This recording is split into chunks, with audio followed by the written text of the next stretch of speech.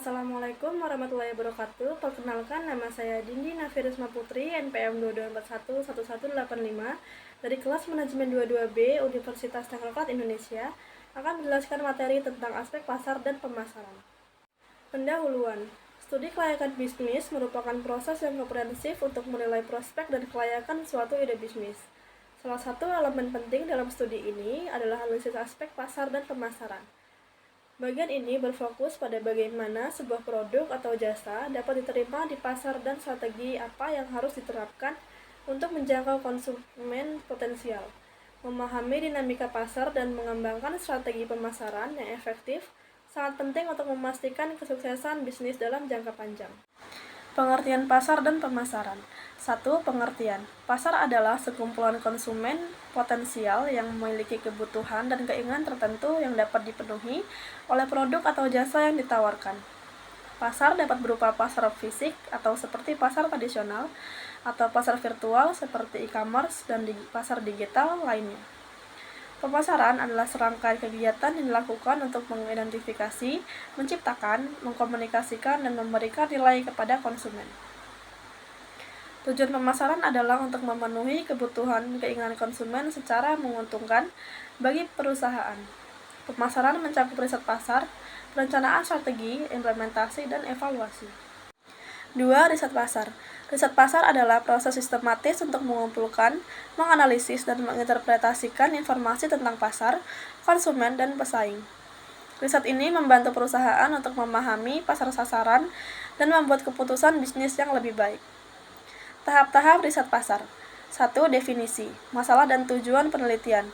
Menentukan masalah atau peluang yang ingin diteliti dan menetapkan tujuan penelitian yang spesifik. 2. Desain penelitian. Memilih metode penelitian yang paling sesuai seperti survei, wawancara, fokus grup, atau observasi. 3. Pengumpulan data. Mengumpulkan data primer langsung dari sumber utama dan data sekunder atau dari sumber yang sudah ada. 4. Analisis data. Menganalisis data yang telah dikumpulkan untuk mendapatkan wawasan yang relevan. 5. Interpretasi dan pelaporan. Menyusuri laporan penelitian yang mencakup temuan dan rekomendasi. Metode riset pasar. 1. Survei. Menggunakan kuesioner untuk mengumpulkan data dari sampel konsumen. Survei dapat dilakukan secara online melalui telepon atau tatap muka. 2. Wawancara. Melakukan percakapan langsung dengan responden untuk mendapatkan informasi yang mendalam. 3. Fokus grup. Mengumpulkan sekelompok kecil orang untuk mendiskusikan produk atau konsep bisnis dan mendapatkan wawasan yang mendalam. 4. Observasi. Mengamati perilaku konsumen di lingkungan alami mereka untuk memahami bagaimana mereka berinteraksi dengan produk atau jasa. Contoh aplikasi riset pasar. 1. Survei kepuasan pelanggan. Menanyakan pelanggan tentang kepuasan mereka terhadap produk atau layanan yang diberikan. 2. Fokus grup untuk produk baru. Mengumpulkan umpan balik dari sekelompok konsumen potensial tentang konsep produk baru sebelum diluncurkan. 3. Analisis kompetitor. Mengkaji strategi pemasaran dan penawaran produk dari pesaing utama untuk mengidentifikasi peluang dan ancaman. 3. Segmentasi pasar. Segmentasi pasar adalah proses membagi pasar menjadi kelompok-kelompok konsumen yang homogen berdasarkan karakteristik tertentu. Tujuan dari segmentasi pasar adalah untuk memungkinkan perusahaan mengembangkan strategi pemasaran yang lebih efektif dengan menargetkan segmen pasar yang spesifik. Kriteria segmentasi pasar. 1. Demografi, yaitu usia, jenis kelamin, pendapatan, pendidikan, pekerjaan, status pernikahan, dan lain-lain. Kedua, geografis, yaitu lokasi, iklim, kepadatan populasi, daerah perkotaan atau pedesaan. 3. Psikografis, yaitu gaya hidup, kepribadian, nilai, minat, dan sikap. 4. Perilaku, yaitu kebiasaan berbelanja, tingkat penggunaan produk, loyalitas merek, dan respons terhadap promosi. Proses segmentasi pasar. 1. Identifikasi variabel segmentasi. Memilih variabel yang relevan untuk membagi pasar. 2. Pengembangan profil segmen. Menyusun profil rinci untuk setiap segmen yang diidentifikasi berdasarkan karakteristik utama. 3. Evaluasi daya tarik segmen. Menilai daya tarik setiap segmen berdasarkan ukuran, pertumbuhan, profitabilitas, dan aksesibilitas. 4. Pemilihan segmen sasaran. Memilih satu atau lebih segmen untuk dijadikan target pasar berdasarkan daya tariknya. 5. Penentuan posisi pasar. Mengembangkan strategi untuk menempatkan produk atau jasa di benak konsumen target. Contoh segmentasi pasar. 1. Segmentasi demografis. Perusahaan pakaian anak-anak mungkin menargetkan segmen berdasarkan usia, bayi, balita, anak-anak prasekolah. 2. Segmentasi geografis. Perusahaan makanan cepat saji mungkin menargetkan konsumen di daerah perkotaan yang sibuk. 3. Segmentasi psikografis. Perusahaan produk kesehatan dan kebugaran mungkin menargetkan konsumen dengan gaya hidup aktif dan sehat. 4. Segmentasi perilaku.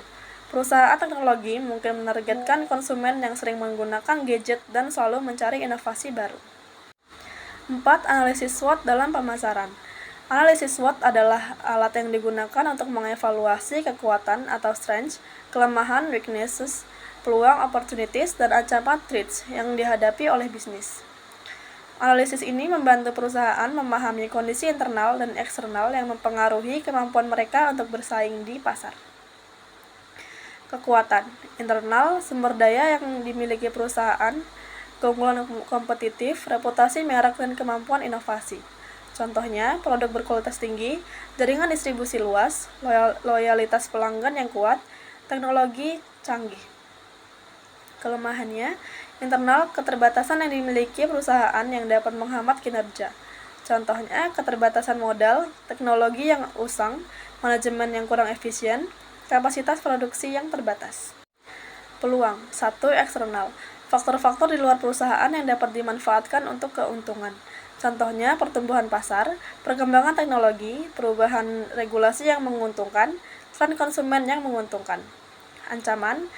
Faktor-faktor di luar perusahaan yang dapat menimbulkan resiko. Contohnya, pesaing baru, perubahan preferensi konsumen, situasi ekonomi yang tidak stabil, perubahan regulasi yang merugikan.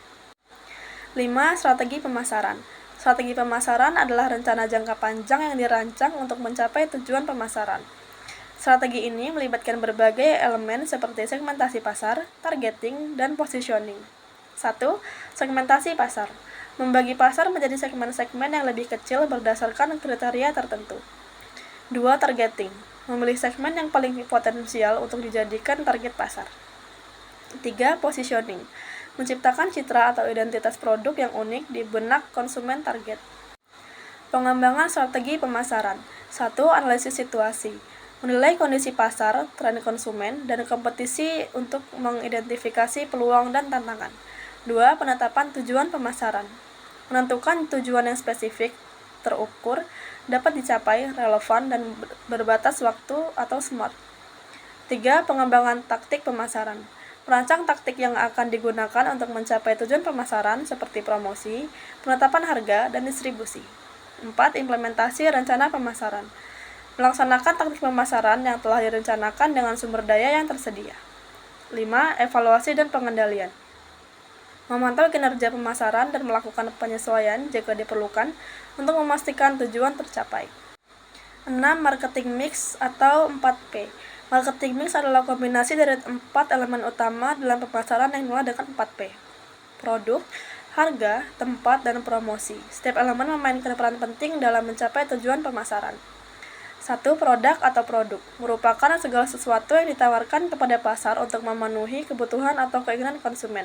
Elemen ini meliputi desain, kualitas, fitur, branding, dan layanan purna jual. Contohnya, sebuah smartphone dengan kamera berkualitas tinggi, layar besar, dan daya tahan baterai yang lama. Price atau harga. Strategi penetapan harga yang harus mencerminkan nilai yang ditawarkan oleh produk, bersaing dengan harga pesaing, dan sesuai dengan kemampuan beli target pasar. Contoh, menetapkan harga premium untuk produk dengan fitur unggul atau harga diskon untuk menarik pembeli massal. Ketiga, place atau tempat. Menentukan di mana dan bagaimana produk atau jasa tersedia bagi konsumen. Saluran distribusi bisa meliputi toko fisik, distributor, penjualan online, dan e-commerce. Contoh, menjual produk melalui platform e-commerce seperti Tokopedia atau Shopee, serta toko link fisik di mall. Yang keempat adalah promosi. Contoh, melakukan kampanye iklan di media sosial, memberikan diskon khusus untuk pembelian pertama, atau menyelenggarakan acara peluncuran produk. Sekian penjelasan materi dari saya. Saya akhiri. Wassalamualaikum warahmatullahi wabarakatuh.